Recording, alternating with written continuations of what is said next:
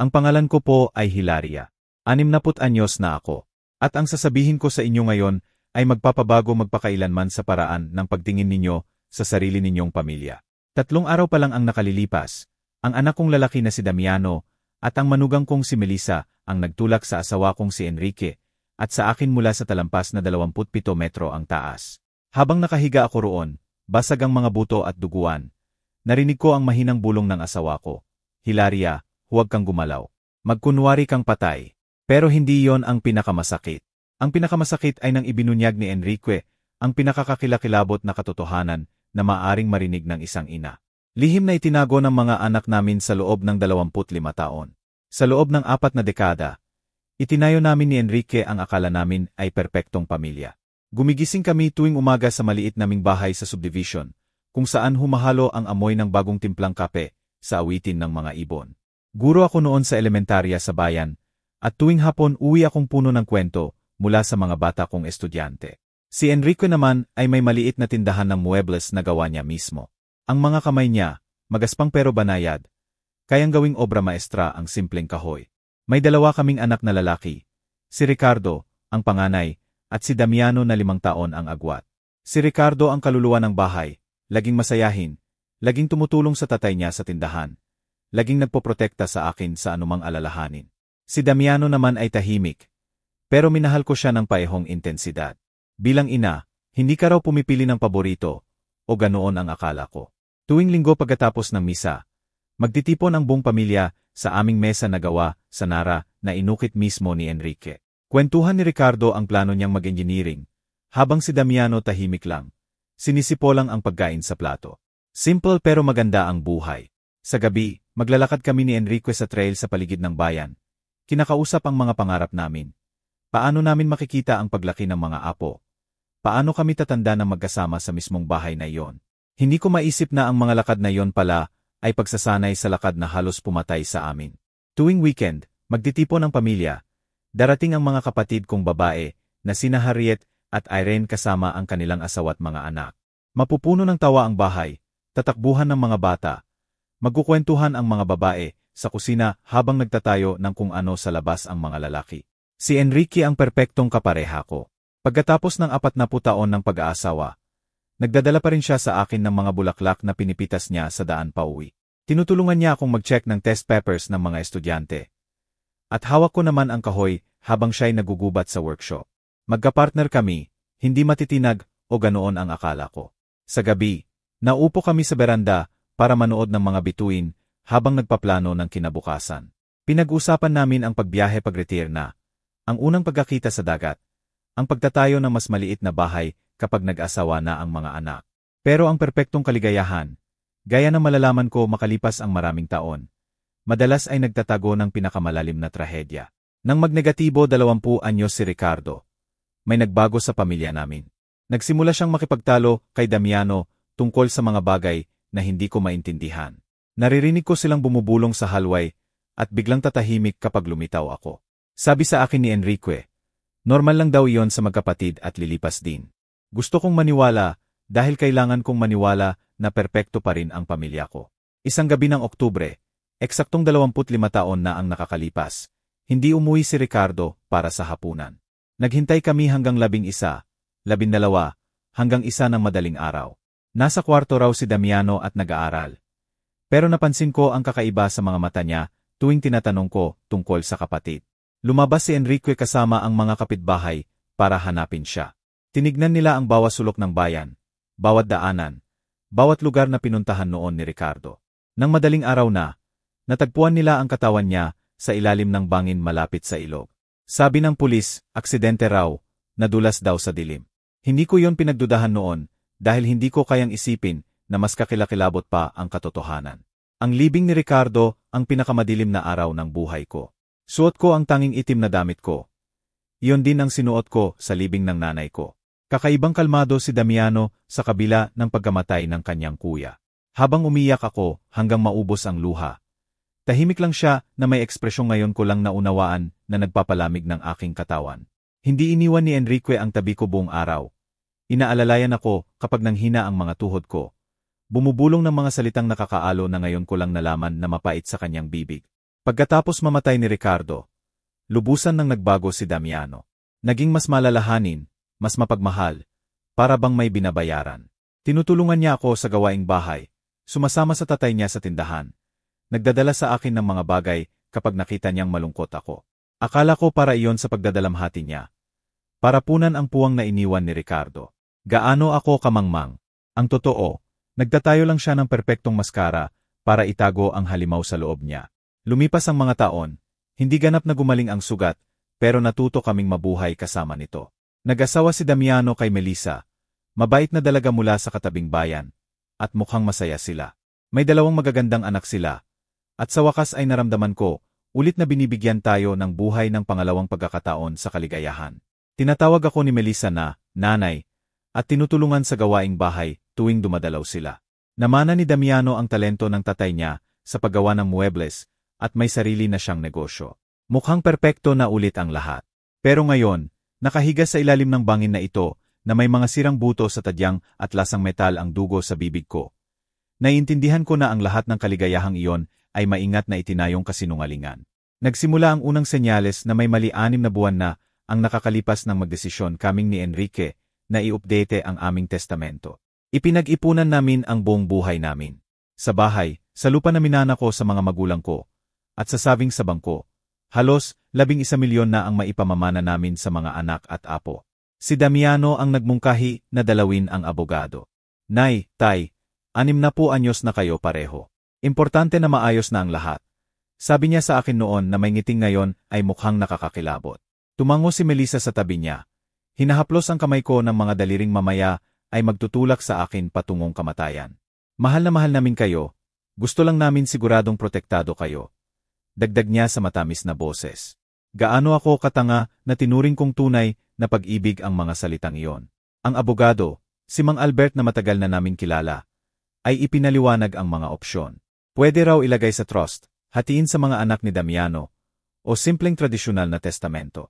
Si Damiano ang nagmatigas na sila na lang ni Melissa ang sole heirs, na sila ang maghati ng patas sa mga apo. Saka kailangan nyo na kami kapag matanda na kayo. Mas mabuti na kami ang may access sa pera para maayos kayong maalagaan. May kakaiba sa tono niya na nagbagaan sa akin. Pero mukhang kumbinsido naman si Enrique. Ang asawa ko na laging mas mapagkakatiwalaan kaysa sa akin ay pumayag ng walang labis na pagtutol. May pagdududa ako, lalo na't naalala ko kung paano palaging sinasabi ni Ricardo na siya ang tutulong sa amin sa pera kapag matanda na kami. May plano ang panganay ko, pangarap na siya ang mag-alaga sa amin. Pero wala na si Ricardo, at si Damiano na lang ang natitira naming anak. Pinirmahan namin ang papeles isang Martes ng hapon. Suot ni Melissa ang magandang birding damit, at niyakap ako ng mahigpit pagkatapos. Ngayoy opisyal na tayong pamilya magpakailanman. Bulong niya sa taing ako. Nanlamig ako noon, kahit hindi ko pa alam kung bakit. Nakipaggamay si Damiano sa tatay niya, na may ngiting hindi umabot sa mga mata. Nang gabing iyon, habang naghahanda ako ng hapunan, hindi ko matanggal ang pakiramdam na nakagawa ako ng malaking pagkakamali. Kakaiba ang mga sumunod na linggo. Mas madalas na dumalaw sina Damiano at Melissa. Pero iba na ang pakiramdam ng mga pagdalaw nila. Hindi na lang para makipagbonding. Lagi na silang may mungkahi kung paano namin pagagandahin ang bahay. Anong investment ang gagawin? Anong life insurance ang kukunin? Nay, dapat isipin niyo nang ibenta itong malaking bahay at lumipat na lang sa maliit. Sabi ni Melissa habang tinitingnan-tingnan ang mga muebles namin na may kalkuladong mga mata. Matutulungan namin kayong makahanap ng magandang apartment sa bayan. Pero mahal ko ang bahay namin. Bawat sulok ay may alaala. Bawat kwarto ay nagsasalaysay ng 40 taon naming pag-aasawa. Ang kusina kung saan ako nagluto ng libu-libong pagkain para sa pamilya. Ang workshop kung saan gumawa si Enrique ng mga obra maestra. Ang bakuran kung saan naglaro ang mga anak at apo namin. Hindi ko may magin ang buhay ko sa ibang lugar. Nang sinabi ko ito sa kanila, nakita ko ang biglang galit sa mga mata ni Damiano na nagpalamig sa akin. Nay, hindi makatwiran iyan. Sabi niya sa tonong hindi pa niya dati ginamit sa akin. Napakalaki ng bahay na ito para sa 2 matatanda. Kapag nadulas kayo sa hagdan o may nangyaring masama, hindi ka agad kami makakapunta. Tumango ng tumango si Melissa, dagdag pa niya. Saka napakamahal na maintenance. Mas matalino kung ibenta nyo habang mataas pa ang presyo ng bahay at lumipat na lang sa mas angkop sa edad nyo. Nagsimulang isaalang-alang ni Enrique ang mga sinasabi nila. Ang asawa kong praktikal noon ay nagsimulang magsalita tungkol sa luhika ng mga mungkahi nila. Pero hindi ko matanggal ang pakiramdam na may mas malalim na dahilan sa lahat ng panggigipit na ito.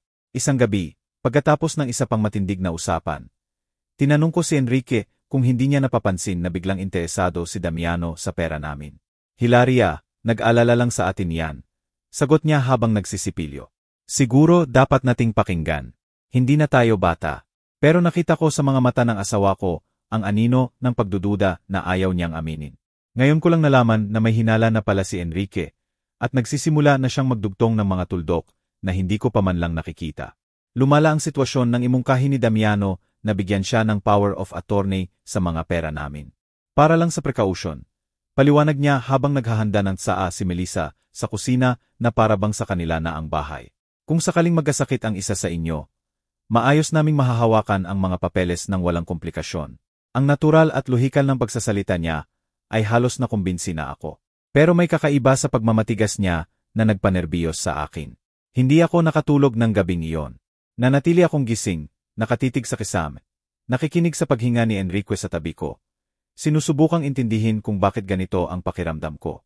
Kinabukasan, nagdesisyon akong tawagan ang kapatid kong si Harriet para humingi ng payo. Laging mas matalas si Harriet kaysa sa akin. Mas maingat sa motibo ng tao. Nang ikwento ko ang panggigipit ni Damiano, matagal siyang tahimik. Hilaria, sabi niya sa wakas, hindi ba kakaiba na sobrang sabik si Damiano na kontrolin ang pera ninyo? May negosyo naman siya, maayos naman ang buhay niya. Bakit niya kailangang kontrolin ang pera ninyo? Parang sampal sa akin ang mga salita niya. Tama siya, hindi pa kami hiniram ni Damiano ng pera. Hindi siya nagpakita ng anumang senyales na nangangailangan ng tulong pinansyal namin. Nang hapon na yon, nang dumating si Damiano para sa isa na namang talk about our future, nagdesisyon akong harapin siya ng direkta. Anak, sabi ko habang nag-uusap kami sa sala, bakit ba sobrang importante sa iyo na kontrolin ang pera namin? Matino pa naman ang isip namin ng tatay mo. Agad ang reaksyon niya. Tumaas ang kilay, at sandali akong nakakita ng isang bagay sa mga mata niya na nagpaalala sa akin ng iba. Malamig, kalkulado, at mapanganib. Nay, hindi ito tungkol sa kontrol. Sagot niya sa matigas na boses. Tungkol ito sa pag-ibig, pag-aalaga, at responsibilidad sa pamilya. Pero ang pagbigkas niya sa responsibilidad sa pamilya ay parang banta kaysa sa pagmamahal. Si Melissa na tahimik hanggang noon ay sumingit sa matamis pero matigas na boses. Hilaria, gusto lang namin ang pinakamabuti para sa inyo. Masakit makita kayong mag-alala sa mga bagay na madali naming mahahawakan. Nang gabing iyon, pagkaalis nila, nagkaroon kami ni Enrique ng unang malubhang away sa loob ng maraming taon. Akala niya paranoid ako. Naghahanap ako ng problema kung saan wala naman. Iginiit ko na may mali, na sobra na ang pagbabago ng ugali ng anak namin. Enrique, sabi ko habang naghuhugas kami ng plato. Naalala mo ba kung ano si Damiano noon bago namatay si Ricardo? Iba siya, mas malayo, mas hindi ko maipaliwanag, pero may takot ako sa kanya. Tumigil si Enrique sa paghuhugas ng plato at tinitigan ako ng mataman.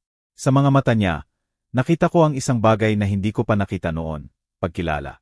Hilaria, sabi niya sa mahinang boses. May mga bagay tungkol sa pagkamatay ni Ricardo na hindi ko sinabi sa iyo. Parang kidlat sa akin ang mga salita niya. Napukol ang tibok ng puso ko. Ano ang tungkol sa pagkamatay ni Ricardo? Tanong ko sa nanginginig na boses. Mabigat na naupo si Enrique sa isa sa mga upuan sa kusina. Sa parehong mesa kung saan kami naghapunan ng libu-libong beses. Kung saan ginagawa ni Ricardo ang kanyang homework.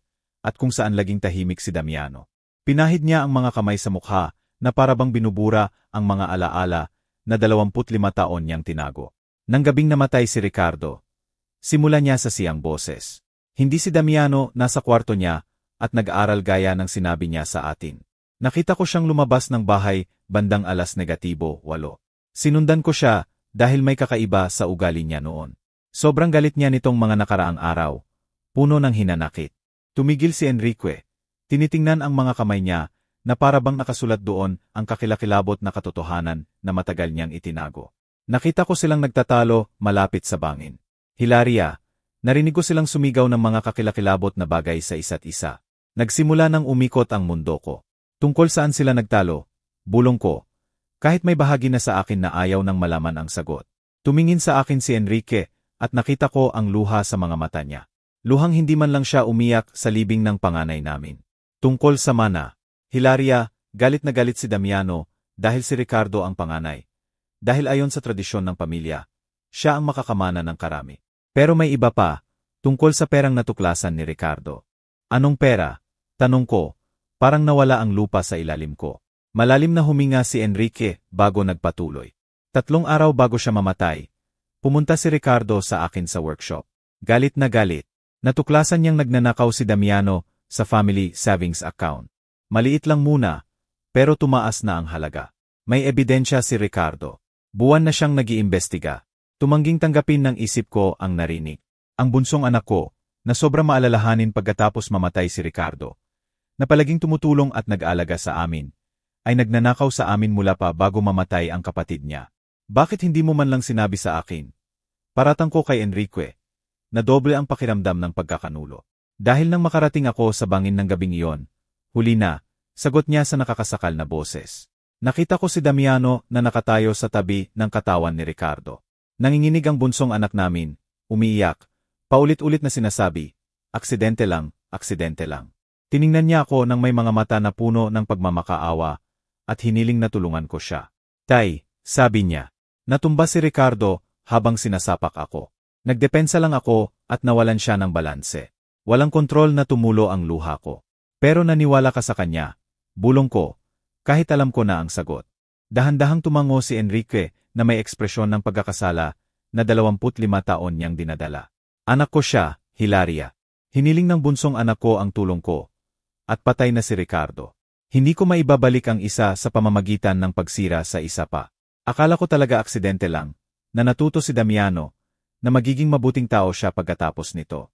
At ang ninakaw na pera, tanong ko, kailangang malaman ang bawat detalye ng bangungot na ito. Pangako niya babayaran niya ng paunti-unti, na para sa negosyong na bankrupt ang kinuha niya. Sumpa niya hindi na ulit gagawin. At naniwala ako, Hilaria. Patawarin ako ng Diyos. Naniwala ako dahil kailangan kong maniwala na hindi killer ang anak ko.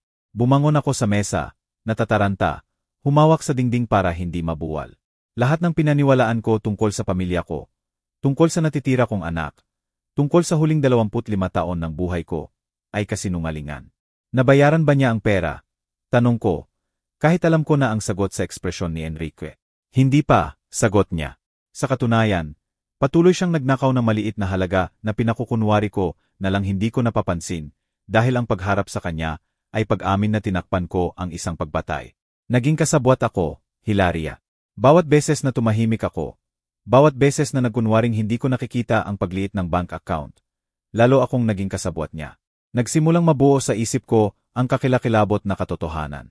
Kaya pala sobrang interesado siya ngayon sa pagkontrol ng pera natin. Bulong ko.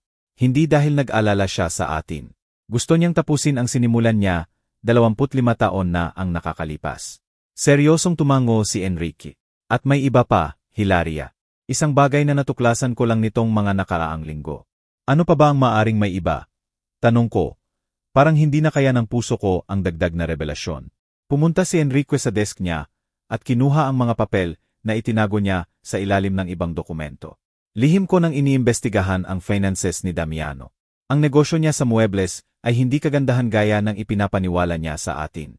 Sa totoo lang, malapit na siyang mabangkarote. May utang siyang mahigit 5 milyon sa iba't ibang bangko at supplier. Nanginginig ang mga kamay ko habang binabasa ang mga numero. Si Damiano ay hindi ang matagumpay na tao na ipinagmamalaki niya. Isang desperadong bigo siya na 25 taon nang nabubuhay sa kasinungalingan at ninakaw na pera. Alam ba ito ni Melissa? Tanong ko, naalala ang matamis niyang ngiti at mapagmahal na yakap. Sigurado akong alam niya, sagot ni Enrique.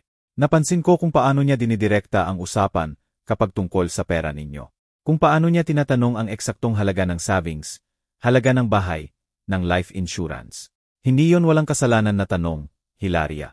Tanong iyon ng taong kalkulado kung magkano ang halaga ng kamatayan natin. Nanlamig ako sa sinabi niya. Kamatayan natin. Ulit ko sa bulong. Noon ko lang isinip na baka gusto talaga kaming patayin ni Damiano. Hanggang noon, akala ko gusto niya lang kaming nakawin o dayain. Pero kung napatay niya ang sariling kapatid para sa pera, ano ang kipigil sa kanya na patayin ang mga magulang para sa parehong dahilan? Enrique, sabi ko, Hinawakan ang mga kamay niya. Kailangan nating pumunta sa pulisya. Kailangang sabihin ang totoo tungkol kay Ricardo at sa nangyayari ngayon. Pero umiling si Enrique na may ekspresyon ng kawalan ng pag-asa na sumakit sa puso ko. Anong ebidensya, Hilaria? Kasabwat ako sa pagtatakip ng pagpatay. Kung magsalita ako ngayon, makukulong din ako. At saka sino ang maniniwala sa isang 65 anyos na matanda na 25 taon nang nagtatago ng lihim? Tama siya. Hihintayin na lang ba nating patayin niya tayo gaya ng ginawa niya kay Ricardo? Mag-iingat na lang tayo ng husto, sabi ni Enrique. Sinusubukang maging mas kumbinsido kaysa sa tunay niyang nararamdaman. Maghahanap tayo ng paraan para maprotektahan ang sarili natin, para makapag-ipon ng ebidensya.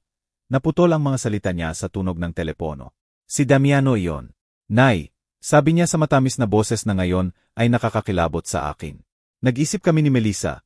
Maganda sigurong ipagdiwang ang 40th wedding anniversary niyo ng espesyal. Paano kung dalhin namin kayo sa bundok na palagi niyong pinag-uusapan next weekend? Mag-family hike tayo, magpipicture, at magkakaroon ng perpektong araw na magkakasama. Nagyelo ang dugo ko. Tiningnan ko si Enrique na nakarinig din ng usapan, at may payhong ekspresyon ng takot sa mukha. Magandang ideya iyan, anak. Nagawa kong sagot sa nanginginig na boses. Pag-isipan muna namin, tatawagan ka namin bukas. Pagkababa ng telepono, magkayakap kaming tinitigan ni Enrique. Alam na namin na nakatanggap lang kami ng imbitasyon sa sarili naming libing. Sa bundok, bulong ko. Dadalhin niya tayo sa bundok para patayin at gawing aksidente. Seryosong tumango si Enrique, gaya ng ginawa niya noon kay Ricardo sa bangin. Nang gabing iyon, hindi kami nakatulog kahit isang minuto. Magkayakap sa kama. Nagpaplano kung paano kami makakaligtas sa sarili naming anak. Ang mga sumunod na araw ay bangungot ng takot at pagkukunwari. Kailangang magunwari ni Enrique at ako na parang walang nangyari tuwing dumadalaw sina Damiano at Melissa. Ngumingiti kapag binag-usapan ang mountain trip. Tumatango kapag masayang kinukwento nila na magkakasama raw ang pamilya. Pero sa loob, bawat hibla ng katawan ko ay sumisigaw sa takot. Alam kong nakatingin ako sa mga mata ng mga pumatay sa panganay kong anak. At ngayon ay pinaplano na nila ang parehong gagawin sa akin at sa asawa ko. Miyerkules ng hapon dumating si Melissa na may daladalang shopping bag at nakangiti ng ubod ng ningning na ngayon ay parang ngiti ng demonyo. Hilaria, Nay, sabi niya, nyakap. Ako ng mga brasong mamaya ay magtutulak sa akin patungong kamatayan. May dala akong supplies para sa adventure natin sa bundok. Biskwit, tubig, prutas, lahat ng kailangan natin sa picnic. Ipinakita niya ang laman ng bag na parabang excited na bata. Pero ang naiisip ko lang ay paano maaring gamitin ang bawat bagay na iyon para itago ang pagpatay sa amin. May dala rin akong bagong kamera, dagdag niya. Kinuha ang mamahaling digital kamera. Gusto kong kunan ang bawat sandali ng espesyal na araw na ito. Mga larawang itatago natin magpakailanman. Nakasuka ako sa ironya ng mga salita niya. Ang tanging larong makukuha niya ay larawan ng mga basag naming katawan sa ilalim ng bangin kung sakaling may makakita sa amin. Lumitaw si Damiano sa likod niya na may daladalang bagong hiking backpack. Tay, sabi niya kay Enrique na may peking sigasig. Binili ko lahat ng kailangang gamit para sa safe na hike. Lubid, harness, flashlight, first aid kit. Bawas salitang lumalabas sa bibig niya ay parang malupit na panunuya. Safety equipment para sa pagpaplano ng pagpatay sa amin. Nakakabaliw ang perversity ng sitwasyon. Hindi ba delikado iyan para sa edad natin? Tanong ko, sinusubukang maging kaswal habang naghahanap ng dahilan para makansela ang lakad. Hinaplos ni Melissa ang pisngi ko ng peking lambing na nagpanginig sa sikmura ko. Kaya nga pinili namin ang napakadali at safe na trail. Pangako niya. Kaya kahit mga bata, saka nandito kami ni Damiano para alagaan kayo buong oras. Alagaan nila kami hanggang sa eksaktong sandali na itulak nila kami sa bangin. Nang gabing iyon, nang umalis na sila, naupo kami ni Enrique sa sala. Nanginginig, hindi lang sa lamig kundi sa sobrang takot na pinipigilan namin sa loob ng maraming oras. Hindi tayo pwede pumunta, sabi ko, hinawakan ang mga kamay niya. Hindi talaga pwede. Magdadahilan na lang tayo. Kung hindi tayo pupunta, sagot ni Enrique sa malubhang boses. May ibang paraan silang makakahanap para patayin tayo. Baka mas mukhang aksidente pa, gaya ng sunog sa bahay o hold up na nagkataong napatay kami. Kahit pa sa bundok, alam natin kung ano ang balak nilang gawin. May kakilakilabot na luhika ang mga salita niya. Pero hindi naman ako nito na o tuloy. Kung ganoon, ano ang plano mo? Tanong ko, desperado na makahanap ng solusyon na magliligtas sa buhay namin. Matagal na nag-isip si Enrique bago sumagot. Punta tayo, pero maghahanda tayo. Itatago ko ang cellphone ko at i-record ang lahat ng mangyayari. Kung makakaligtas tayo, may ebidensya tayo. At kung hindi, nabasag ang boses niya. Kahit papano, may makakaalam ng katotohanan. Biyernes ng gabi, halos hindi namin nagalaw ang hapunan. Alam naming baka iyon na ang huling hapunan namin sa bahay natin. Sa kusinang iyon kung saan kami nagkaroon ng napakaraming masayang sandali noong tunay pa kaming pamilya. Muling binasa ni Enrique ang testamento niya. Sinisigurong kung may mangyaring masama sa amin, hindi lahat makukuha ni Damiano nang walang record ng hinala namin. May sinusulat ako. Pag-amin niya, kinuha ang nakasarang sobre mula sa desk. Para kay Harriet. Lahat ng alam natin tungkol sa pagkamatay ni Ricardo at sa tingin natin plano ni Damiano sa atin. Nakasulat dito.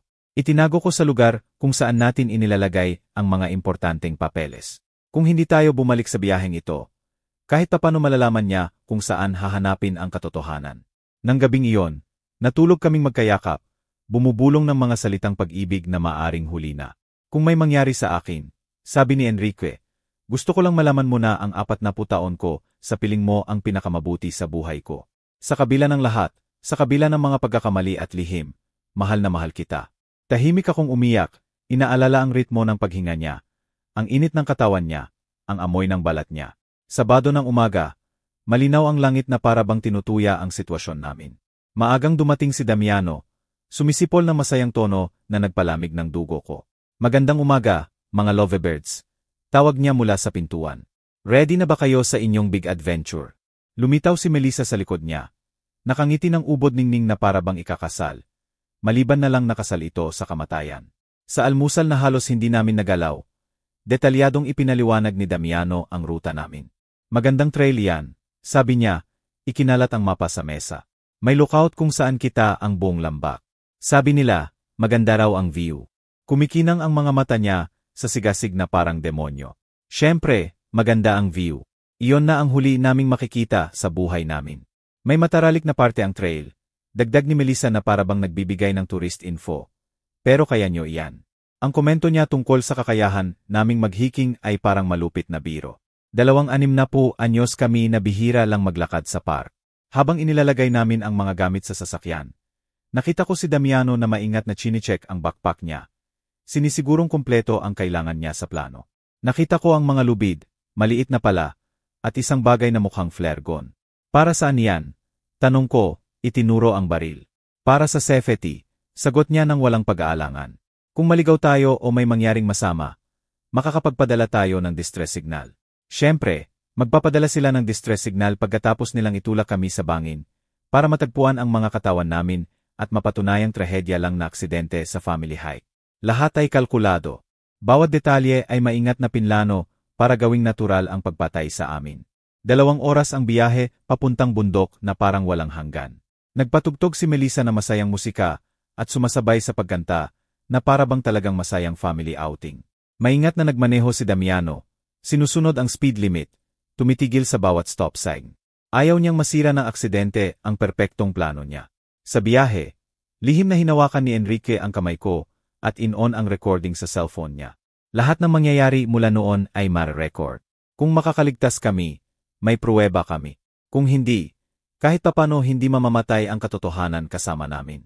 Nang makarating na kami sa trailhead, sobrang bilis ng tibok ng puso ko. Akala ko ay lalabas ito sa dibdib ko. Maganda ang lugar, matatayog na puno, tunog ng malapit na ilog. Pero sa akin, naging tagpuan na ito ng sarili kong execution. Inilabas sina Damiano at Melissa ang mga backpack nila mula sa kotse. Nakangiti at nagbibiruan na parabang pinakamasaya nilang araw. Ready na ba kayo sa adventure? Tanong ni Damiano. At sa unang pagkakataon sa loob ng 25 taon, nakita ko ulit ang parehong malamig na ningning sa mga mata niya noong gabing pinatay niya ang kapatid niya. Medyo madali ang simula ng trail. Paikot-ikot sa pagitan ng mga puno at bato na may lumot. Nauna sa amin si Melissa. Palaging kumukuhanan ng litrato at nagko-comment sa ganda ng paligid. Tingnan niyo ang mga wildflowers, sigaw niya. Itinuro ang mga palumpong na puno ng dilaw na bulaklak at ang magandang ibon. Perpekto ang performance niya. Parang mapagmahal na manugang na nag-enjoy sa espesyal na araw kasama ang mga biyenan. Si Damiano naman nasa likod namin. Supposedly para siguraduhing hindi kami maiwan. Pero nararamdaman ko ang mga mata niya sa likod namin na parang mga punyal. Tuwing lilingon ako, naingiti siya ng ngiting pimperpekto niya sa loob ng 25 taon ng kasinungalingan. Kumusta kayo, Nay, Tay? Tanong niya sa peking pag-aalala. Kailangan ba magpahinga? Pagkatapos ng isang oras ng paglalakad, nagsimula kaming umakyat sa mas mataralik na parte ng trail. Mabigat na ang mga binti ko. Hirap na ring huminga si Enrique. Hindi kami sanay sa ganitong ehersisyo. At alam na alam iyon ng mga anak naming mamamatay tao. Pinili nila ang rutang papagod na papagod kami. Gagawin kaming mahina sa oras ng kanilang plano. Malapit na tayo sa lookout. Anunsyo ni Melissa. Kahit paano nakita ko ang mapa sa bahay, may isa pang oras pa aw. Kaya napatunayan ng kasinungalingan niya na wala silang balak makarating sa tunay na lookout. Mas malapit siguro ang lugar kung saan nila balak kaming patayin. Habang naglalakad, sinubukan kong isaulo ang bawat detalye ng trail. Bawat puno, bawat bato na maaring magsilbing defense kung sakaling makaligtas ako at kailangang ipaliwanag sa pulisya kung saan eksakto nangyari ang lahat. Ginagawa rin iyon ni Enrique. At paminsan-minsan ay nagpapalitan kami ng tingin na puno ng takot at determinasyon. Alam naming papunta kami sa aming kamatayan. Pero alam din naming iyon ang tanging pagkakataon namin para makakuha ng ebidensya laban sa mga mamamatay tao namin. Oh, tingnan nyo iyan. Biglang sigaw ni Melissa. Itinuro ang rock formation sa kanang bahagi namin. May magandang view ang bangin na iyan. Bakit hindi tayo umakyat doon para sa special photos? Nagyelo ang dugo ko. Iyon na, ang lugar na pinili nila para sa pagpatay sa amin. May 27 metro ang taas ng bangin mula sa main trail, na may mas delikadong daanan. Maluwag ang mga bato. Konti lang ang puno na maaring panghawakan kung madulas. At mula sa itaas, kita ang bangin na puno ng matutulis na bato. Hindi ko sigurado kung magandang ideya iyan. Sabi ko, sinusubukang maging kaswal. Mukhang delikado iyan para sa edad natin. Pero nagsimula nang maglakad si Damiano papunta sa side trail. Dalang backpack na puno ng safety equipment na alam kong hindi niya gagamitin para iligtas kami. Sige na, Nay, sabi niya sa boses na ginagamit niya noong bata pa siya at gusto akong kumbinsihin. Konting minuto lang. Saka tama si Melissa. Maganda raw ang kuha roon. Ang pagbigkas niya sa salitang, maganda, ay nagpatrema sa akin. Maganda yon para sa makakakita mamaya bilang ebidensya ng aksidente namin. Lihim na pinisil ni Enrique ang kamay ko. Paalala na nagre-record ang cellphone niya. Kailangang magpatuloy kami. Kailangang marating namin ang dulo para makuha ang ebidensyang kailangan namin. Kung tumanggi kami ngayon, may iba pa silang pagkakataon, ibang lugar, ibang dahilan para patayin kami. Nakakapagod ang pag-akyat sa bangin. Nadatnan ang mga paa namin sa maluwag na bato. At mahigit isang beses akong halos madulas. Pero ang pinakakinatakutan ko ay mapagtanto kung gaano kasya ang lugar na ito para sa pagpatay. Kung may madulas at mahulog mula sa itaas, walang paraan para makaligtas. At pinakamahalaga, walang testigo.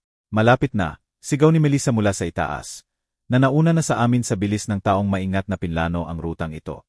Sumunod si Damiano at tinulungan kaming ni Enrique sa huling metro ng pag-akyat. Ang mga kamay niya sa braso ko ay parang mga kuko ng buitre. Maganda nga ang lookout. Kita ang buong lambak, ang mga bundok sa malayo at ang ilog na paikot-ikot sa mga puno. Sa ibang pagkakataon, maganda sana itong ibahagi sa pamilya. Pero dahil alam ko ang katotohanan, ang lugar ay parang perpektong tagpuan ng bangungot. Dito kayo para sa mga picture. Sigaw ni Melissa, pumwesto malapit sa gilid ng bangin. Gusto ko makita ang lambak sa background. Dahan-dahan kaming lumapit ni Enrique. Bawat hakbang na nagdadala sa amin palapit sa huling destinasyon. Nakita ko si Damiano na estratehikong pumwesto sa likod namin. Kinakalkula ang anggulo. Sinusukat ang distansya. Perfect, sigaw ni Melissa, itinaas ang kamera. Yakapin niyo ang isa't isa at ngumiti.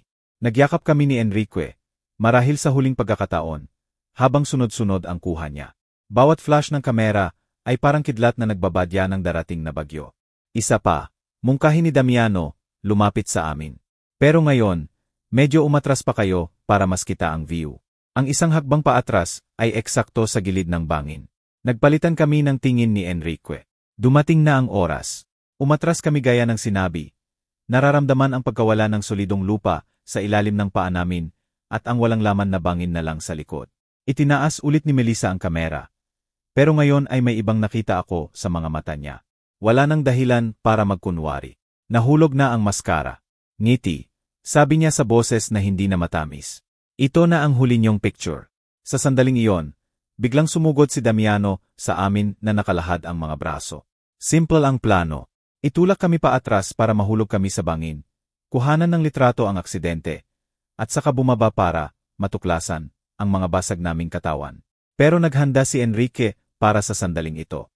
Sa huling segundo, nagawa niyang hawakan ang pulso ni Damiano at hilahin ito pasulong. Kung mamamatay kami, sasama ka, sigaw niya sa galit na hindi ko pa nakita sa buong buhay ko. Sandali, apat kaming nagtatayuan sa gilid ng bangin. Magkakahawak sa isa't isa sa nakakakilabot na sayaw sa pagitan ng buhay at kamatayan. Sumigaw si Melissa at sinubukang tulungan si Damiano. Pero sobra ang bigat namin. Naramdaman ko ang pagbigay ng lupa sa ilalim ng paa ko. Naramdaman ko ang pagkapanalo ng grabidad. At sabay kaming apat na nahulog, magkakadikit sa nakamamatay na yakap. Sumisigaw habang humihihip ang hangin sa paligid namin. At mabilis na lumalapit ang matutulis na bato. Sa mga segundong iyon na parang walang hanggan, naalala ko si Ricardo. Kung ano ang naramdaman niya nang itulak siya ni Damiano sa bangin, 25 taon na ang nakakalipas. Brutal ang impact. Narinig ko ang kakilakilabot na tunog ng mga buto na nabali. Tunog ng sarili kong katawan na nabasag sa mga bato. Hindi may larawan ang sakit. Pero mas kakilakilabot ang lasa ng dugo sa bibig ko. At ang katiyakan na ngayon, panalo na si Damiano. Ngayon ay walang testigo para magsalaysay ng katotohanan. Pero narinig ko ang mahinang boses ni Enrique. Mahina pero malinaw. Hilaria, huwag kang gumalaw. Magkunwari kang patay. At napagtanto ko ang isang bagay na hindi ka panipaniwala. Buhay pa ako. Sobrang sakit, akala ko mababaliw ako. Bawat hibla ng katawan ko ay sumisigaw sa sakit. Naramdaman ko ang dugo na tumutulo sa mukha ko, at isang bagay na basa at malagkit na nagbababad sa damit ko. Pero ang boses ni Enrique ay parang utos mula sa langit. Magkunwari akong patay. Sa lakas ng loob na hindi ko alam na. Mayroon ako, nanatili akong ganap na hindi gumagalaw. Pinipigilan kahit ang paghinga ko para hindi mapansin. Ilang metro ang layo, narinig ko ang daing ng sakit ni Damiano at Melissa. Nakaligtas din sila sa pagkahulog, pero sa mga ungol nila, mas malala ang lagay nila kaysa sa amin. Melissa, narinig ko ang siyang boses ng anak ko. Okay ka lang ba? Ang pag-aalala niya sa asawa niya ay nagpanginig sa sikmura ko. Ang lalaking ito na pumatay sa sariling kapatid at sinubukang patayin kami. May kakayahan pa rin pala magmahal ng iba. Nabali ata ang binti ko. Ungol ni Melissa. Ang sakit, Damiano. At ang mga matatanda. Ang paan ng pagtawag niya sa amin ay nagpatunay ng alam ko na. Hindi kami pamilya sa kanya. Hadlang lang kami sa pera namin. Narinig ko ang galaw na para bang gumagapang si Damiano papunta sa amin. Sobrang bilis ng tibok ng puso ko. Natakot akong marinig niya ito. Patay na sila. Anunsyo niya pagkatapos ng ilang minutong parang oras. Paehong nakabukas ang mata, pero hindi na humihinga. Ang kasinungalingan niya ay nagbigay sa akin ng kakaibang pag-asa. Kung akala niya patay na kami, baka may pagkakataon pa kami. Perfect. Bulong ni Melissa na may kasiyahan na nagpalamig ng dugo ko. Nagawa natin ayon sa plano. Maliban na lang sa parte na nahulog din tayo. Narinig ko ang mapait niyang tawa. Hindi na natin kailangang magkunwaring mahal natin sila. Sa mga sumunod na minuto na parang walang hanggan, pinag-usapan ni Damiano at Melissa ang sitwasyon nila. Pareho silang nasugatan, pero nakakagalaw. Ang plano na ngayon ay gumapang hanggang makahanap sila ng lugar na makakatawag ng tulong at saka sasabihin ang kwentong milagrosong nakaligtas sila sa trahedyang aksidente na pumatay sa mga magulang nila. Tandaan mo ang kwento, sabi ni Damiano kay Melissa. Kumukuha tayo ng litrato nang biglang natanggal ang bato sa ilalim ng paa ni Tay. Natumba siya at sinusubukang humawak, nadamay si Nay.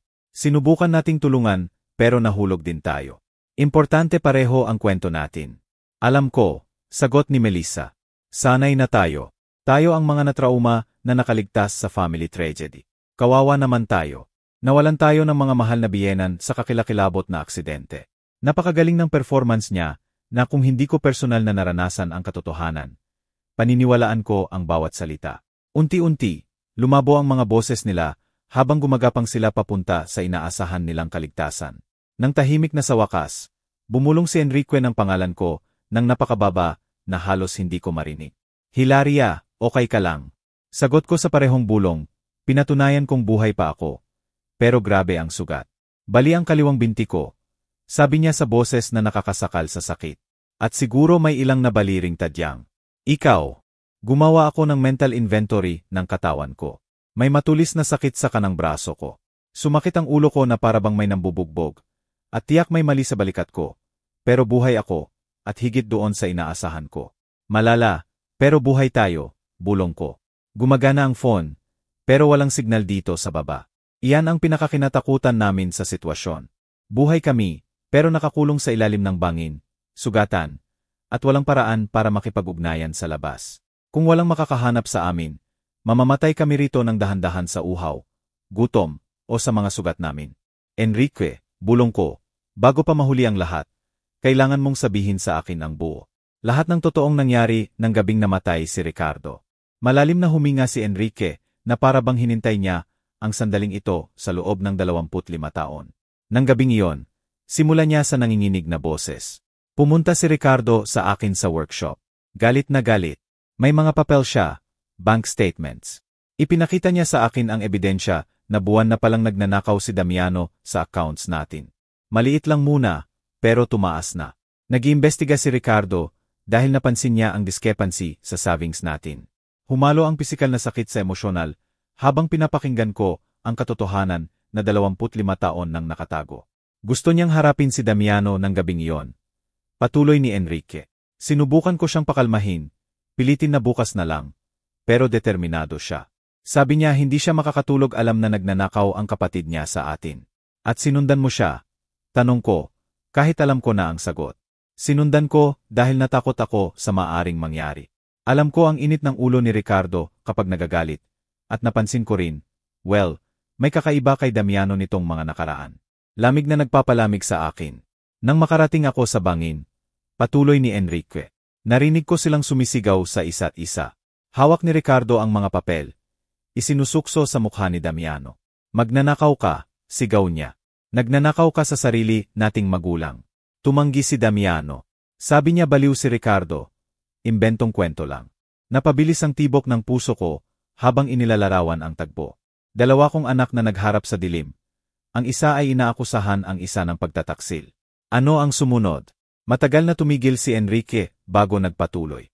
Sabi ni Ricardo, kung hindi ibabalik ang pera at aamin sa atin, siya na ang magsasabi ng katotohanan.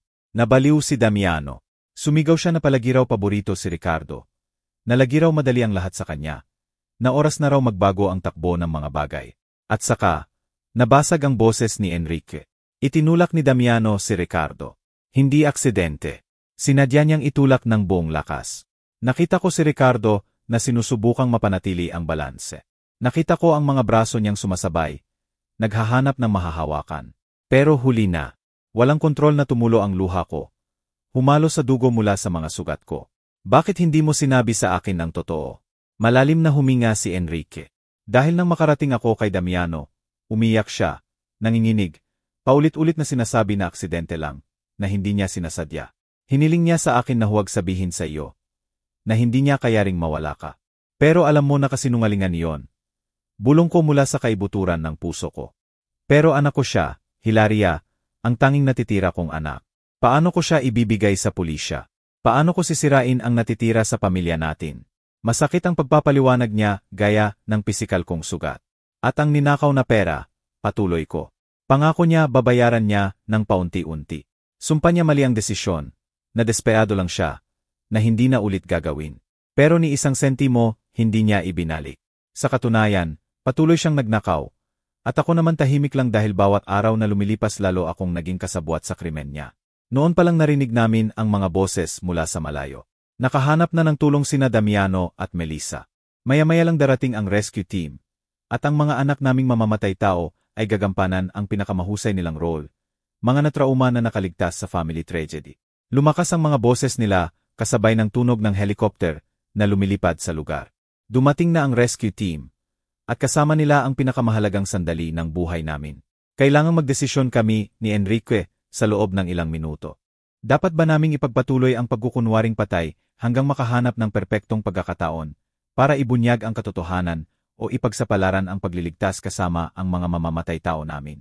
Hilaria, urgenteng bulong ni Enrique. Nakarecord sa phone ang lahat ng nangyari sa itaas. May confession ni Melissa tungkol sa plano. May pag-amin si Damiano na hadlang lang tayo. Kompleto na. Pero kung matunton tayong buhay ngayon, maaari nilang sirain ang ebidensya bago pa natin maibigay sa mga awtoridad. Tama siya.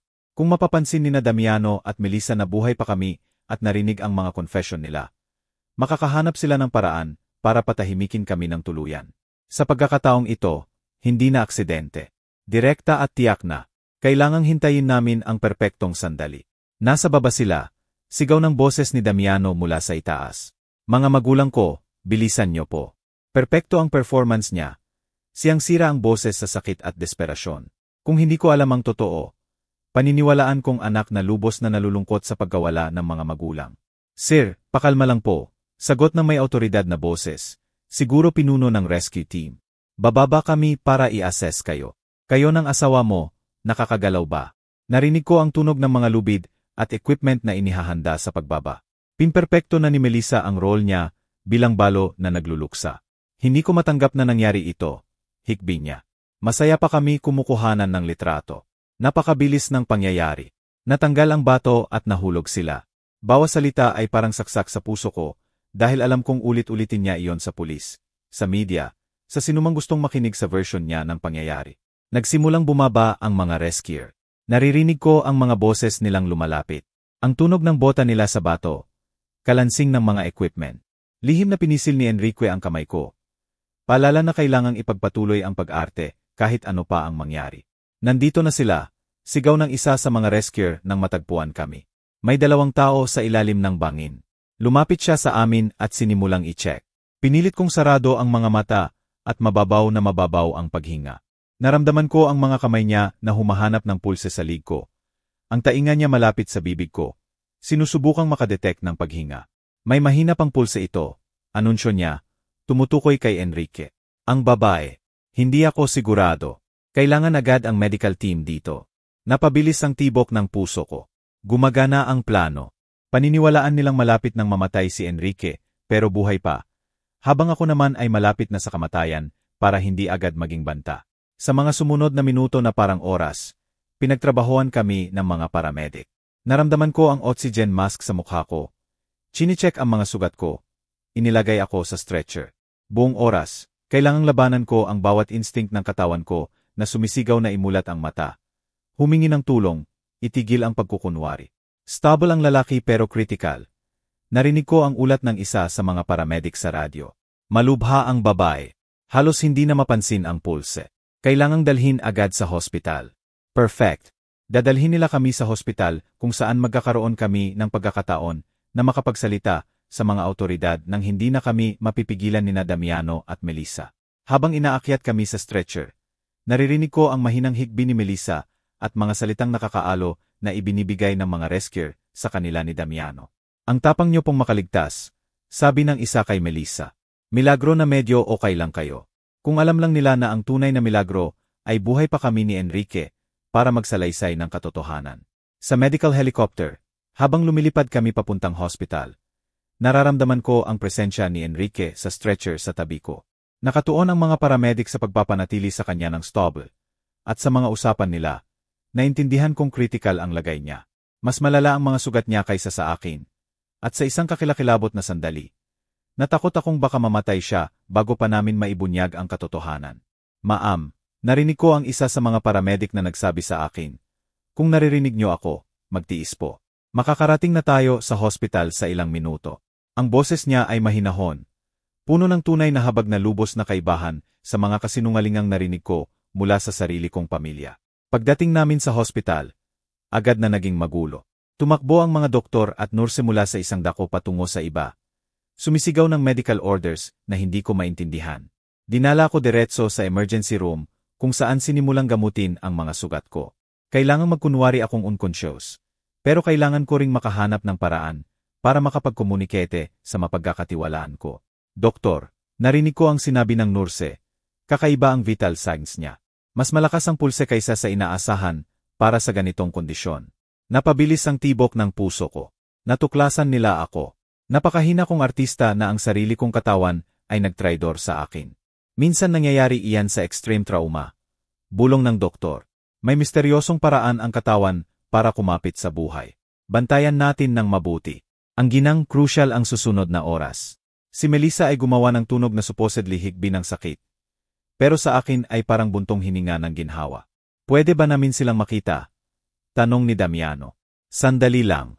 Kailangan naming magpaalam kung sakali. Pumayag ang doktor. At agad narinig ko ang mga yabag na papalapit sa kama ko. Ito ang pinakadelikadong sandali. Kailangan kumbinsihin ko ang anak kong mamamatay tao na talagang malapit na akong mamatay. Naramdaman ko ang presensya ni Damiano sa tabi ng kama ko. Hinawakan niya ang kamay ko. At halos hindi ko napigilan ang pag-alis ng kamay ko agad. Nay, bulong niya. Kung naririnig mo ako, gusto ko lang malaman mo na mahal kita. Pasensya na sa nangyari. Mga salitang may lason na matamis sa labas, pero nakamamatay sa loob. Lumapit si Melissa mula sa kabilang side. Hilaria, Nay, bulong niya. Parang tunay na nanay mo ako. Hindi ka namin malilimutan. Sinungaling. Ang tanging dahilan kung bakit hindi nila ako malilimutan ay kailangan nilang mabuhay na alam na pinatay nila ako. Pero yumuko si Damiano malapit sa tainga ko at bumulong ng isang bagay na nagpalamig ng dugo ko. Sana natuto ka na, Nay. Hindi mo na dapat tinanong ang tungkol sa finances natin. May mga katotohanang mas mabuting manatiling nakabaon, gaya ni Ricardo. Sa sandaling iyon, alam kong gumana ang plano namin. Nag-confess lang si Damiano, at kahit wala akong paraan para ma-record, may nurse sa kwarto na narinig ang bawat salita. Ang bulong ni Damiano ay umalingaw-ngaw sa tainga ko na parang direktang pag-amin ng kanyang kasalanan. Binanggit niya si Ricardo. Inamin niya na ang mga tanong namin sa pera ang dahilan ng aksidente namin. Pero kailangan ko ng higit pa. Kailangan ko ng buong confession na hindi na maaring imisinterpret o madeni mamaya. Ang nurse na nakarinig ng komento, isang batang babae na nagngangalang Ins ayon sa ibaje niya, ay natigilan sa tabi ng monitoring machine. Nakita ko sa medyo bukas kong mga mata kung paano lumaki ang mga mata niya sa gulat at takot. May narinig siyang hindi dapat narinig, at ang ekspresyon niya ay nagsasabi na perpekto niyang naintindihan ang implikasyon ng mga salitang iyon. Ano ang sinabi mo tungkol kay Ricardo? Bulong ni Melissa, halatang nagulat sa pagbanggit sa patay na kapatid. Natigilan si Damiano, napagtanto na sobra ang sinabi niya. Wala, bulong niya. Ibig ko lang sabihin, palagi namang nagtataka si Nay kung ano talaga ang nangyari ng gabing iyon. Wala na sigurong saysay ngayon, pero may saysay iyon. At matalino si Melissa para mapagtanto na nagkamali ang asawa niya. Damiano, sabi niya sa matigas na boses, halika na.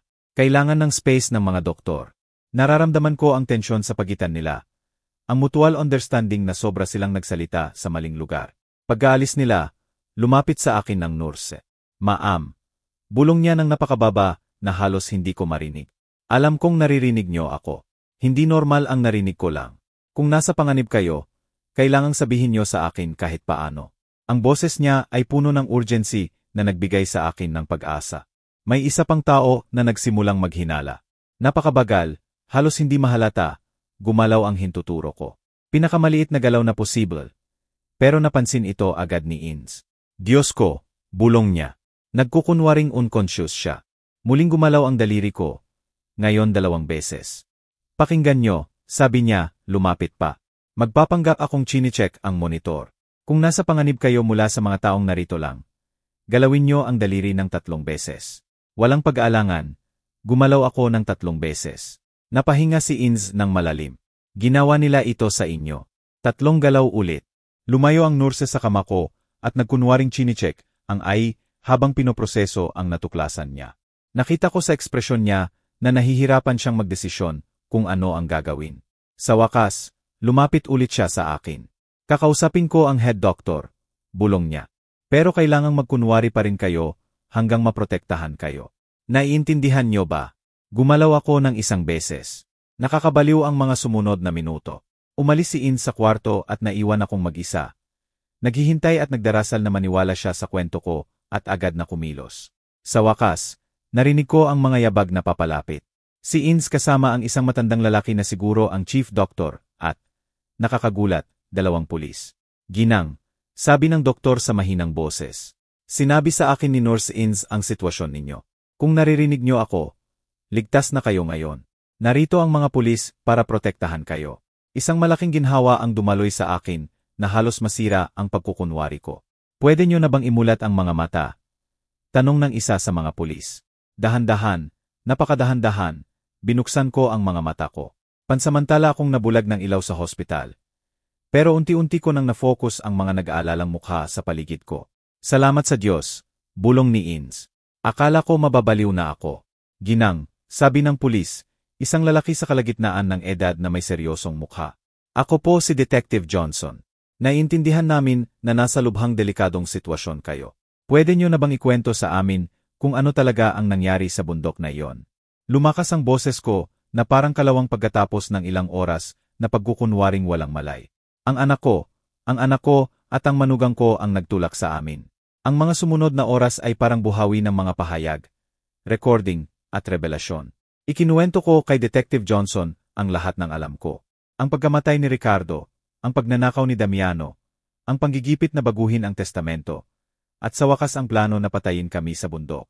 Pero ang pinakamahalaga ay ang recording sa cellphone ni Enrique. Nakarecord sa phone ng asawa ninyo ang lahat. Tanong ng detective, kumikinang ang mga mata. Po, sagot ko. Lahat doon. Mga confession, mga plano, lahat. Agad na pumunta ang detective sa kwarto kung saan ginagamot si Enrique. Nagkamalay na si Enrique isang oras pagkatapos ko. At nang ipaliwanag ng detective ang sitwasyon, walang pag-aalangan na ibinigay niya ang phone. Narito po lahat, sabi niya sa mahina pero matatag na boses. 25 taon ng kasinungalingan at ang katotohanan ngayong araw. Habang pinag-aaralan ng mga police technician ang recording, nasa waiting area pa rin sina Damiano at Melissa. Nagpapanggap na lubos na nalulungkot na miyembro ng pamilya sa ibang bisita sa hospital. Wala silang kaalam-alam na tapos na ang maingat nilang performance magpakailanman. Malinaw ang recording. Anunsyo ng detective pagkatapos ng isang oras. May malinaw na confession tungkol sa pagpatay kay Ricardo. May pag-amin sa pagnanakaw ng pera at direktang ebidensya ng planadong pagpatay sa inyo. Higit pa sa sapat para arestuhin sila. Pero arestuhin niyo po ba sila rito? Tanong ko, nag-alala sa kaligtasan namin. Kung mapapansin nilang buhay pa kami at nagsasalita. Tumango ang detective, naintindihan ang pag-aalala ko. May mga pulis na kami sa posisyon. Sa oras na mapirmahan ang arrest warrant, kunin na namin sila. Samantala, kayo pareho ay nasa ilalim na ng police protection. Hindi ko maiwasang mapangiti sa ironya ng sitwasyon. Nasa baba sina Damiano at Melissa. Marahil nakikipag-usap sa mga kamag-anak ng ibang pasyente. Tumatanggap ng pakikiramay sa pagkamatay namin. Nagpaplano kung paano hawakan ang libing at mana namin. Wala silang alam na dito sa itaas, sa mga kwarto ng hospital. Ginigiba na namin ang maingat nilang itinayong mundo ng kasinungalingan. May iba pa po ba? Sabi ng detective, kinuha ang isang folder ng mga papel. Pagkatapos marinig ang kwento ninyo, nag-imbestiga kami sa finances ng anak ninyo. Hindi lang siya bangkarota gaya ng hinala ninyo. May utang pa siya sa mga mapanganib na tao, mga informal lender na hindi tumatanggap ng dahilan. Nagyelo ang dugo ko. Ibig niyo pong sabihin, hindi lang kami hadlang sa kanya. Kinumpirma ito ng detective. Kayo ang tanging kaligtasan niya. Sa mana ninyo, mababayaran niya ang mga utang at makakapagsimulang muli. Kung wala kayo, malamang patay na siya sa loob ng ilang linggo. Nagdagdag ng bagong dimensyon sa pagtataksil ang revelasyong iyon. Hindi lang niya kami nakita bilang hadlang. Nakita niya kami bilang lifeline niya sa pera. Ang kamatayan namin ay hindi lang maginhawa sa kanya. Ito ay ganap na kailangan para mabuhay siya. At ang mga apo namin, tanong ko, nararamdaman ang bagong alon ng sakit sa pag-iisip sa mga inosenteng anak ni Damiano at Melissa. Kukunin sila ng social services sa pansamantalang custody. Sagot ng detective ng mahinahon. Pero sa pagkakaalam ko, pwede kayong mag-apply ng custody pagkatapos ninyong gumaling. Ang ideya na palakihin ang mga anak ng sarili naming mamamatay tao ay nakakabigatin. Pero ito rin ang tanging paraan para masigurong may magandang maidudulot ang bangungot na ito. Inosente ang mga batang iyon at karapat-dapat silang lumaki sa tahanan na tunay ang pag-ibig, hindi peke. Oras na, anunsyo ng detective nang pumasok ang isang pulis na may mga papel. Napirmahan na ang warrant. Aetsuhin na natin sila. Sa bintana ng kwarto ko na nakaharap sa parking lot ng hospital. Nakita ko ang mga pulis na lihim na pumwesto. Dumating na ang sandaling hinintay ko sa loob ng 25 taon. Damiano Black at Melissa Black. Narinig ko ang matigas na boses ng pinunong pulis. Arestado kayo sa pagbatay kay Ricardo Black at tangkang pagpatay kina Hilaria at Enrique Black. Ang sumunod na katahimikan ay nakakabinging. Tapos ang hysterical na boses ni Melissa. Ano ba ang pinagsasabi ninyo? Kami ang biktima rito. Namatay ang mga biyenan namin sa aksidente. Ginang, sagot ng pulis ng mahinahon. Buhay ang inyong mga biyenan at nagbigay na sila ng kumpletong ebidensya ng mga krimen ninyo. May sandaling ganap na katahimikan. Sinundan ng sigaw ng desperasyon ni Damiano. Hindi pwede yon. Nakita naming namatay sila. Patay na sila. Ang hindi sinasadyang confession niya ay na-record ng police recorder. Nagdagdag ng isa pang piraso ng ebidensya sa kaso nila. Sa radyo, narinig kong sinisi ni Melissa si Damiano. Idea niya, yan lahat. Ayoko sanang gawin. At si Damiano, sa desperasyon, sumigaw, ikaw ang nagsabing sabangin. Ikaw ang nagplano ng lahat. Sa loob ng ilang minuto, gumuho ang alyansang tumagal ng maraming taon, habang sinusubukan ng bawat isa na iligtas ang sariling balat. Bumalik si Detective Johnson sa kwarto ko, 1 oras pagkatapos na may ekspresyon ng kasiyahan na may halong lungkot. Arestado na sila at papunta na sa presinto, sabi niya.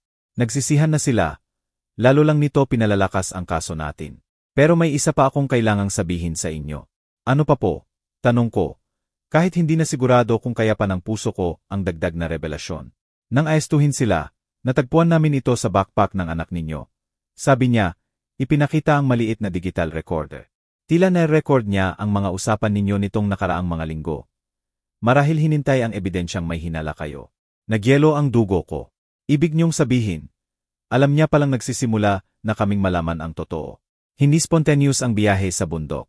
Tumango ang detective. Sa isa sa mga recording, kitang-kita na sinabi ni Melissa sa kanya. Kailangang mabilis tayong kumilos bago sila pumunta sa pulis. Ang lalim ng pagpaplano at lamig ng kalkulasyon ay nakabigay sa akin ng hininga. Hindi lang nila pinlano ang pagpatay sa amin. Binabantayan nila ang bawat usapan namin. Tinatasa ang antas ng panganib na ibinibigay namin sa kanila. May isa pa, patuloy ng detective, na natuklasan sa investigasyon ng finances niya. Hindi lang utang ang anak ninyo sa mapanganib na lender. Nag-forge pa siya ng pirma ninyo sa ilang dokumento para ma-access ang bank accounts ninyo. Kung namatay kayo sa bundok na iyon, agad niyang makukuha ang lahat ng pera ninyo. Bawat bagong revelasyon ay parang panibagong saksak. Ang sarili kong anak ay hindi lang naglano na patayin ako. Aktibo rin siyang nagnakaw sa akin, nag-forge ng pirma ko, at nilabag ang bawat prinsipyo ng tiwala sa pamilya na sinubukan kong itanim sa kanya. Magkano po ang kabuuang ninakaw niya? Tanong ko, kahit ayoko nang malaman. Mga 2.8 milyon sa nakalipas na 5 taon. Sagot ng detective. Maliit na halaga na akala niya hindi ninyo mapapansin. Pero kung pagdadagdagan, malaking halaga na. Ang perang ipinag-ipunan namin ni Enrique sa loob ng mga dekada, sentimo-sentimo, ay siyang nagpopondo sa marangyang buhay ng anak namin habang pinaplano niya ang pagpatay sa amin. Ang mga sumunod na araw sa hospital ay puno ng police interview, pagdalaw ng mga abogado, at tawag mula sa media na nakabalita na sa kwento. Tinawag ng lokal na pahayagan na pinakakakilakilabot na pagtataksil sa pamilya sa loob ng dekada. Gusto ng mga reporter mula sa buong bansa marinig ang bersyon namin. Dumating ang kapatid kong si Harriet mula sa katabing bayan.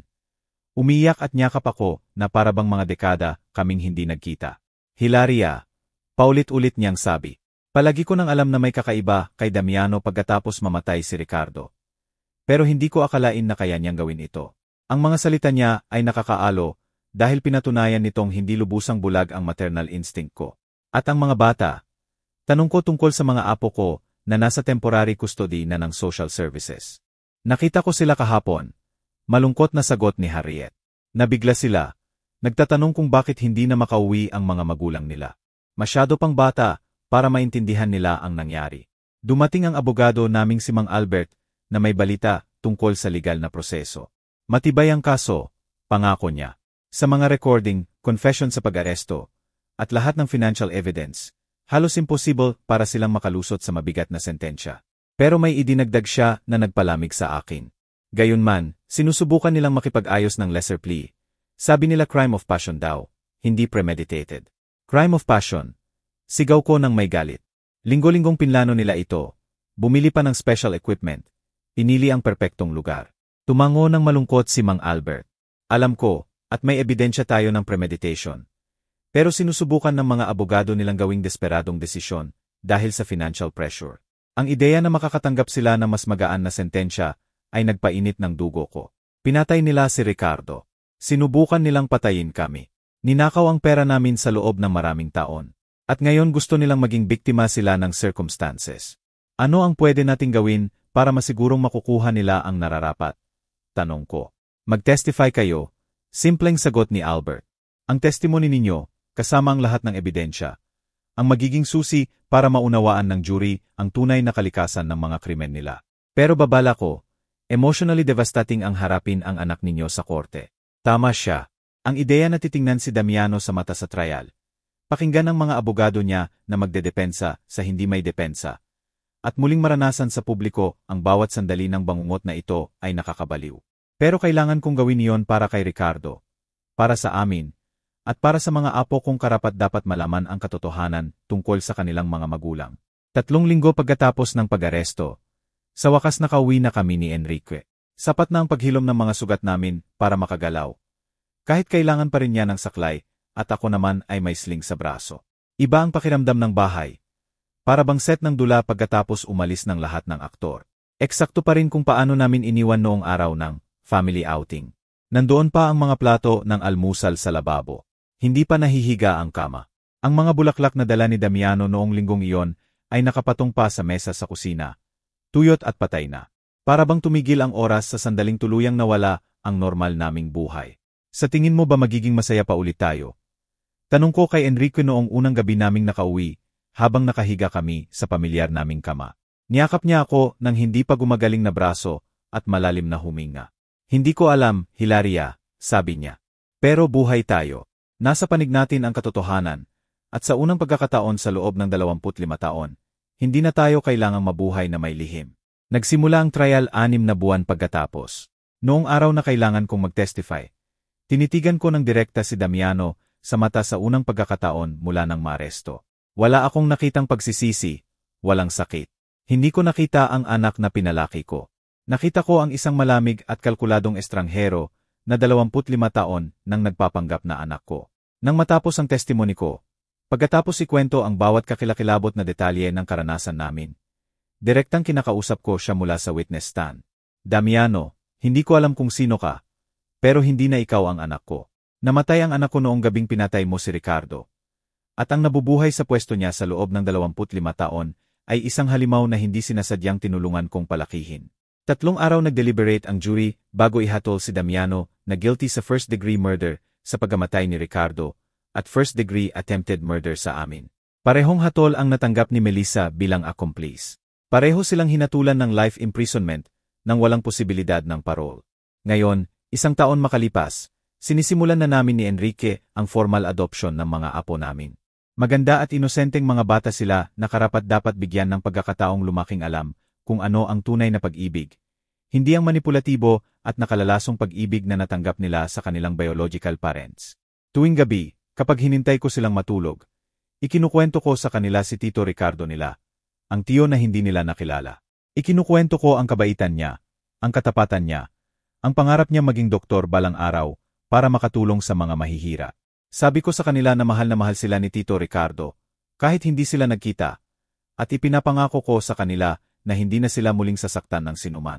1 taon at kalahati na ang nakalipas mula nang mahatulan sina Damiano at Melissa. Tuwing linggo, dinala ko ang mga apo ko sa bilangguan para bisitahin ang kanilang mga magulang. Hindi dahil sa gusto ko, kundi dahil gusto ko sanang may closure man lang ang mga bata. Pero sa bawat pagbisita, lalo lang lumilinaw na wala nang natitirang pag-ibig doon. Si Melissa, dating maganda at palangiti, ngayon ay payat na payat. May mga pasa sa ilalim ng mga mata, at palaging sinisisi si Damiano sa harap ng mga bata. Kung hindi niya ako pinilit, paulit-ulit niyang sinasabi, parang hindi siya kasama sa plano. Si Damiano naman, tahimik na tahimik. Minsan lang siya magsalita, at kapag nagsalita, para bang robot. Kumusta kayo? Iyon lang, walang emosyon. 1 beses lang siya tumingin sa akin ng direkta sa mata. At sinabi niya sa mahinang boses, "Ma, patawarin mo ako." Hindi ako sumagot. Hindi ko alam kung may pwesto pa ba ang salitang, patawad, sa puso ko para sa kanya. Pero sa labas ng bilangguan, unti-unti na kaming gumaling ni Enrique. Ipinagpatuloy namin ang buhay namin, mas tahimik, mas simple, pero puno ng tunay na pag-ibig. Ang mga apo namin ang nagbigay liwanag sa aming mga gabi. Ang kanilang tawa, ang kanilang yakap, ang mga tanong nila tungkol sa buhay. Lahat iyon ang naging gamot sa mga sugat na hindi na kailanman gagaling ng tuluyan. 1 araw, habang naglalakad kami ni Enrique sa tabing dagat ng Batangas, hawak ang kamay ng 2 apo namin. Tumingin si Enrique sa akin at ngumiti. ang ngiti niya noong una kaming magkakilala, noong wala pang lihim, wala pang takot. Mahal, sabi niya, salamat sa Diyos at buhay pa tayo. Salamat at nagkaroon tayo ng pangalawang pagkakataon. Tumango ako, pinipigilan ng luha. Salamat din, mahal. Dahil kahit nawala sa atin ang anak natin, hindi nawala ang pamilya natin. At sa unang pagkakataon sa loob ng mahigit 25 taon, naramdaman ko ulit ang kapayapaan. Hindi perpekto. May mga araw na masakit pa rin. May mga gabing ginigising ako ng bangungot tungkol sa bangin. Tungkol sa malamig na ngiti ni Damiano. Tungkol sa sigaw ni Melissa. Pero sa umaga, nandyan ang mga apo namin. Nandyan si Enrique. Nandyan ang katotohanan. At iyon ay sapat na. Tapos na ang kwento ng pagtataksil. Nagsimula na ang kwento ng paghilom. At sa wakas, nakahinga na kami ng maluwag. Salamat sa Diyos.